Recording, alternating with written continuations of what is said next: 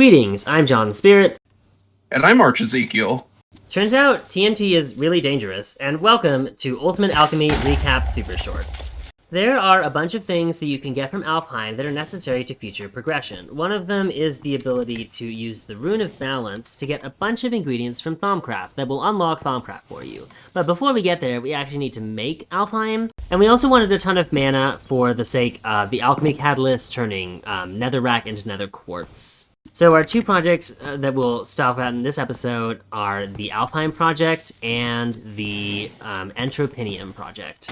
One note about all that mana we need, by the way. As it turns out, if you can beat the Gaia Spirit once, you get the ability to use the Conjuration Catalyst to turn the Gaia Spirit into more Gaia Spirits, but that requires half an entire mana pool, and you do need a lot of Gaia Spirits, because I will tell you later, you'll find out, but you're gonna need tons of them. For now, however, let's figure out how to get Terra Steel. The first thing you need for Terra Steel is a terrestrial agglomeration plate, and that is a little bit of a doozy. The terrestrial agglomeration plate requires you to get the basic runes, and runes require the runic altar. So we made the runic altar. It requires either a mana pearl or a mana diamond. We use mana pearls, but I'll talk about mana diamonds later because I think we do need them for something. The runic altar runs better when you are pointing more mana spreaders at it. Botania sparks do not actually go on the runic altar, and they do provide very fast mana transportation, so very sad. But the mana spreaders are fine, TM. But the runes themselves are a bit of a doozy. The water rune is fine. Fishing rod, sugarcane, and bone meal. Sugarcane you can get from grass, which you've done before. Fishing rod is easy. The rune of air is okay. String and carpet are fine. To get feathers, we don't have chickens, but you do have straw feathers from wheat, so you just do that. The rune of mana is mana pearl and mana steel. Mana steel is still the normal iron to mana steel. The two things that were really crazy for us were the rune of earth and the rune of fire, because those required things we didn't have easily. Let's start by talking about the rune of earth, which requires block of coal and mushroom. You cannot make the rune of earth with blocks of charcoal, and charcoal is what we've had so far, but there is a way to get actual coal TM. In a coke oven, you can take pulverized charcoal and turn it into coal, which is something we have been doing. You can also turn coal into coal coke, which is cool and cute. We like coal coke. We'll probably need it for stuff later. To deal with all of the extra creosote produced by making so much coal, we set up a little system here, Arch did this, that turns wood into planks into a bunch of treated wood and shoves it in a barrel. And we are just slowly filling that barrel up with the creosote from these systems. But the point is, you get coal from pulverized charcoal in a coke oven, and then we can get the coal blocks. The mushrooms are a little bit harder. If you go in an infinite loop in JEI, well, okay, so we need mushroom stew on seeds to get mushrooms. To get mushroom stew, you need to shove mycelium onto protein soup. The mycelium part's fine, let's talk about that one first. The moistener is a block that turns wheat into moldy wheat, into decaying wheat, into mulch, which is a helpful fuel for the fermenter. As a side product, when you put seeds into this top right slot, they'll gradually turn into mycelium. Every time wheat turns into a worse version of itself, you get a little more progress toward turning seeds into mycelium. We made 21 mycelium because you needed 20 mycelium to get all the mushroom stew. But the extra mycelium we could use to make a little mycelium patch and turn the first mushroom into many more mushrooms using our friend Big Mushrooms. Big Mushroom is out to get you.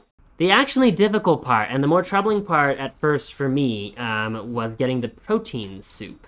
The only way to get protein soup is by squeezing biomash. Biomash can be made, it's an actually additions thing. You put a knife in the crafting table with any number of other foods. The knife blade is fine, but the knife handle requires leather. And how do you get leather? I searched frantically for a while. I saw these drying recipes required all these cooked meats and such, and I knew we couldn't get any of those, but I noticed that you could turn rotten flesh into leather with the alchemy infusion table, and I said, oh, rotten flesh, that requires nether warts. How do you get nether warts? Well, you can get them from nether meat with seeds, and nether meat requires protein soup again. Okay, what about these blaze rods? These blaze rods are a stick in a crucible, and the crucible, that needs Thaumcraft. You need Alfheim, so we can't do that. It seemed like a dead end until I noticed someone saying something about cooked fish. You can dry cooked fish into leather. And since we had a convenient little lake here, absolutely full of fish, I got a fishing rod and fished for fish, and I got myself a fish eventually one day. Maybe the fish will come. Maybe. I give up.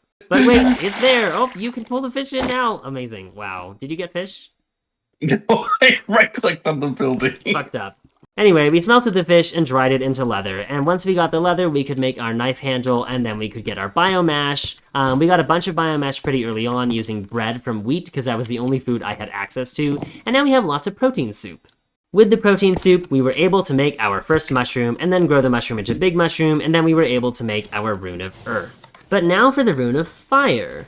In a previous episode, we discussed a pretty good way to get netherbrick from netherrack and soul sand that's much more efficient than smelting netherrack into netherbrick. But for the sake of the fire rune, you stick a netherrack in a furnace and get a netherbrick.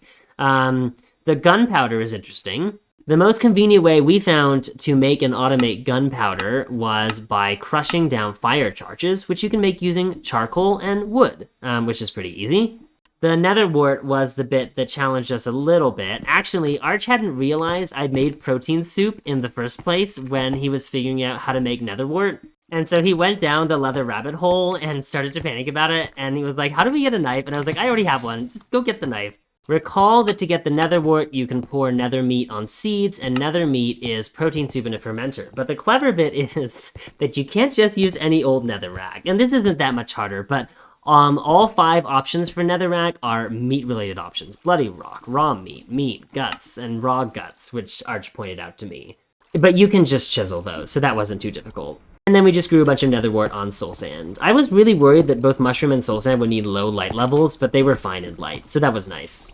Anyway, with those powers combined, you get the Rune of Fire, and then you can make the Terrestrial Agglomeration Plate at last. You also need a block of mana steel and lapis, but we already figured out lapis, so it's fine. To distribute the mana effectively to the Terrestrial Agglomeration Plate, we used sparks. Sparks are just petals, blaze powder, and gold nuggets. You can place them on a mana pool and then place another one on the Terrestrial Agglomeration Plate, and mana will quickly go from the spark to the Terrestrial Agglomeration Plate when it is in use. But how do you use the Terrestrial Agglomeration Plate? The Terrestrial Agglomeration Plate requires this multi-block, which is 5 livingstone in an X pattern and 4 lapis lazuli. Actually making the terrasteel requires half a pool of mana. Luckily, we have so much mana that we had to make more mana pools during the day when we were creating all this stuff, because we were like, we have all this mana and nowhere to put it. More mana pools, I guess. But its actual ingredients are 1 mana steel, 1 mana pearl, and 1 mana diamond. Now, mana diamonds are a whole thing, because you can't make diamonds right now, but you can make sun crystals. But sun crystals needs to be charged in the sunlight. So Arch and I are going to sleep together and make it day. Come on, Arch, come to bed. Come to bed. Once you make your sun crystals, you can throw them onto the ground, and they will slowly charge up in the sunlight, sparkling more and more as the sun... Come on, please sparkle faster. You cannot use an acceleration wand on this process, which is very sad. But there, you can see the sparkling, and it'll get brighter and brighter as it charges up more. And eventually you pick it up, and it's full, and then you can turn it into mana diamonds. One thing you need to know about making terrasteel is that if you pick up the items from the plate before it's finished, you will lose all of your mana. So don't do that. By the way, it's usually a much slower process than that, but as of this episode, we have like so many mana pools, it's kind of silly. While I was fucking up a recording for the Alfheim, Arch decided to make yet another terrasteel, and he said because we could, which is terrible reasoning, but okay, I guess we have terrasteel now. Terrasteel can be turned into terrasteel nuggets, which are needed for a couple bits of the recipe for the Alfheim portal. The terrasteel nuggets are needed for the Natura pylon, which you need 2 of, and the Elven gateway core, while this green glimmering living wood is conveniently made just using glowstone. You arrange the Elven gateway core and the glimmering living wood around this 3x3 frame of living wood. You put Natura pylons on 2 mana pools, which will be used to fuel the portal's first opening and future trades with the portal. And then, at the cost of a lot of mana that we can afford to waste, you can open up the portal. In ancient times, you needed a continuous supply of mana to hold the portal open, but it did not cost mana to make trades. Now, you do not need to supply mana to keep the portal open, you just need it to make trades. One of the first things we were able to do with our trades was make spark augments. Spark augments allow sparks to trade mana with each other in different ways. The spark augment we planned to use was the recessive spark, which requires pixie dust, which is mana pearl and an elven trade. The recessive spark will take mana from the mana pool it is attached to and distribute it to any other sparks in the vicinity that do not have the recessive augment on them. So we stuck a recessive spark on our Endoflame mana pool, and it started spreading mana everywhere. That is about everything we needed Terrasteel and Alfheim for immediately. So now it's time for us to shift over to our other project, which is make enormous amounts of mana using the entropinnyum. The entropinnyum is a flower that uses TNT explosions to generate energy. We'll talk about some of its peculiarities soon, but first let's talk about making it.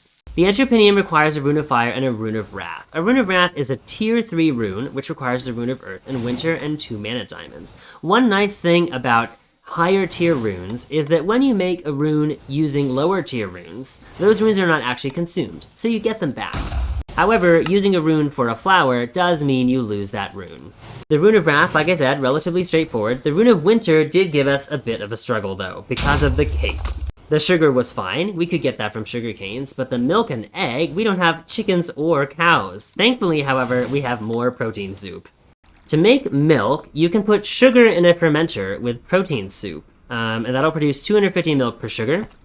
Now, milk and protein soup can be combined to make, strangely enough, egg yolk.